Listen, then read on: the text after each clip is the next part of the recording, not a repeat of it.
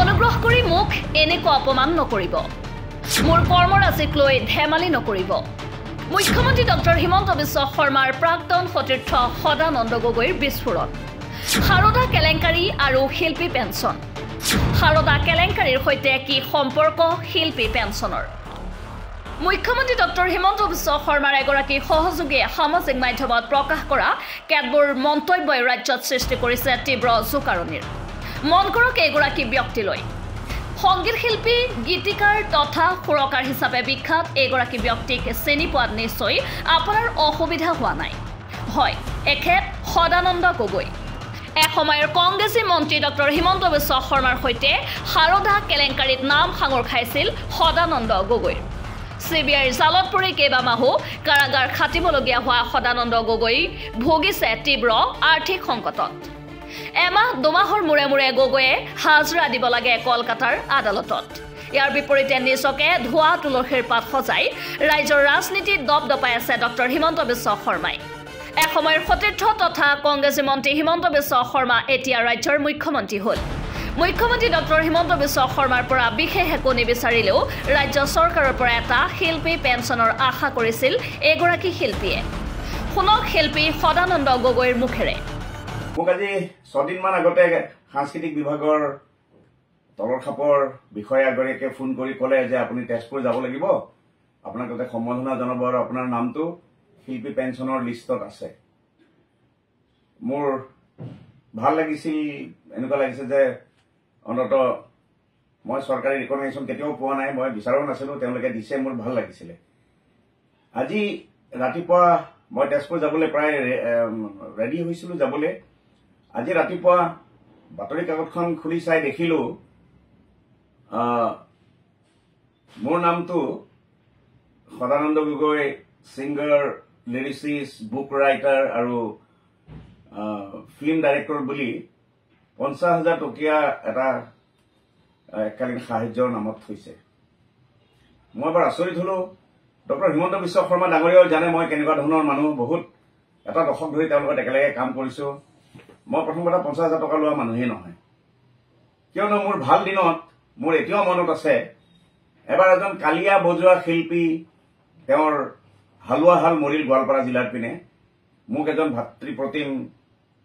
ছাত্ৰ সন্থাৰ লৰাই আহি পেলাই মোক ক'লে যে দাদা এই মানুহজনক আমি সাহায্য কৰিব লাগে কিয়নো তেওঁৰ হালুৱা গৰু হাল মৰিলে কালিয়া বজাৰতে কোনো পইচা নাপায় মই লগে লগে তেওঁৰ হাতত মোৰ 15,000 টকা দিছিলো হাল গৰু কিনি দিবলৈ 2011 চন মানৰ কথা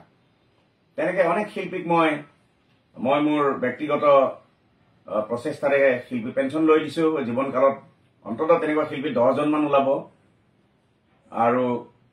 মই 16 বাৰ বিদেশত গান গোৱাৰ পিছত 10খন চিনেমা মিউজিক ডাইৰেকশ্যন কৰাৰ পিছত 1000ৰ ওচৰত গান লিখা গোৱাৰ পিছত মোৰ 7খন কিতাপ ওলোৱাৰ পিছত মোক যদি চৰকাৰে ভাবি আছে যে মই 50,000 টকীয়া মানুহ তেওঁলোকে দে আৰ ইন ৰং পেৰাডাইজ মই ধনী মানুহ নহয় মই এটা যুঁজি আছো আপোনালোকে জানে সাৰদা কেছটোত মই প্ৰত্যেক মাহত প্ৰত্যেক 45 দিনত কলিকতাত গৈ 35ৰ পৰা 40,000 টকা খৰচ কৰি মই এটা মোক নিজকে নিৰ্দোষী প্ৰমাণ কৰিবলৈ মই কেছ কৰি থাকিবলগীয়া হৈছে আপুনি জানে আমাৰ আইন ব্যৱস্থাত মই দুখ কৰিলো নকৰিলেও মই নিৰ্দোষী বুলি ময়ে প্ৰমাণ কৰিব লাগে টকা পইচা খৰচ কৰি কোনো বেলেগে কৰি নিদিয়ে এটো মোৰে দায়িত্ব আৰু একো দুখ নকৰাকৈ মই যুদ্ধ কৰি আছো আৰু এখন সম্পূৰ্ণ অকলশৰীয়া যুদ্ধ এখন এই যুদ্ধখনত ভাগ লবলৈ কোনে আগবাঢ়ি নাহে মই অকলশৰীয়া যুদ্ধ কৰি আছো আৰু কৰি থাকিম মোৰ মনোবল আছে সেইটো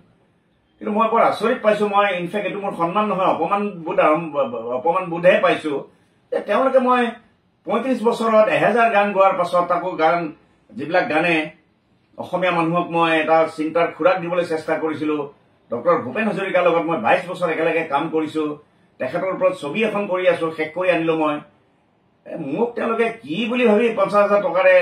মোক সন্মানিত কৰিব খুজি এতকৈ ডাঙৰ অপমান আৰু মই জীৱনত কেতিয়াও পোৱা নাই ই মোৰ বৰ অপমান আৰু মই সেইকাৰণে মই এইমাত্ৰ সাংস্কৃতিক বিভাগৰ সচিব বৰ্মন ডাঙৰীয়া অশোক বৰ্মন ডাঙৰীয়াকো মই ফোন কৰি জনাইছো যে মই নাযাওঁ মই গ'লে বৰ অপমানজনক কথা হ'ব তাতকে এই 50,000 টকা বহুত নিদি শিল্পী আছে গাঁৱৰ লোকগীত গোৱা যাক আমাৰ বিহু কমিটিবিলাকে 200 টকা দিয়ে গান গাবলৈ আহিলে বা দতৰা বজাবলৈ আহিলে তেনেকুৱা মানুহ দিলে মই পৰম সুখী হ'ম আৰু মই ইয়াৰ প্ৰতিবাদত মই এই সন্মান আচলতে অসন্মান মই গ্ৰহণ নকৰো বুলি সকলোকে জনালো লগতে মুখ্যমন্ত্ৰী সাংস্কৃতিক মন্ত্ৰী বিমল বৰা ডাঙৰীয়া সকলোকে মই জনালো এনেকুৱা অপমান অনুগ্ৰহ কৰি মোক নকৰিব মোক একো দিব নালাগে আপোনালোকে মই অকলে সকলো যুদ্ধ কৰি আছো অনুগ্ৰহ কৰি মোক এনেকুৱা অপমান প্লিজ মোক নকৰিব ধন্যবাদ উল্লেখ্য যে ভাৰত ৰত্ন ডক্টৰ ভূপেন হাজৰিকাৰ ঘনিষ্ঠ সহকৰ্মী সদানন্দ গগৈ বিগত 3টা দশক ধৰি জড়িত হৈ আছে অসমৰ সাংস্কৃতিক ক্ষেত্ৰখনত কিন্তু এগৰাকী শিল্পীয়ে বিচৰা ধৰণে নাপালে শিল্পী পেঞ্চন শিল্পী পেঞ্চনৰ পৰিৱৰ্তে সদানন্দ গগৈক দিয়া হ'ল 50,000 টকাৰ এককালীন সাহায্য শিল্পী সদানন্দ গগৈয়ে সামাজিক মাধ্যমত নিজৰ ক্ষোভ প্ৰকাশ কৰাৰ পিছতে ৰাজ্যজুৰি সৃষ্টি হৈছে তীব্ৰ প্ৰতিক্ৰিয়াৰ প্ৰশ্ন উঠিছে সাৰদা কেলেংকাৰীৰ পৰা ডক্টৰ হিমন্ত বিশ্ব শৰ্মাক ৰক্ষণাবেক্ষণ দিয়াৰ ফল ভুগিলে নেকি Sadananda Gogoi news desk report NV live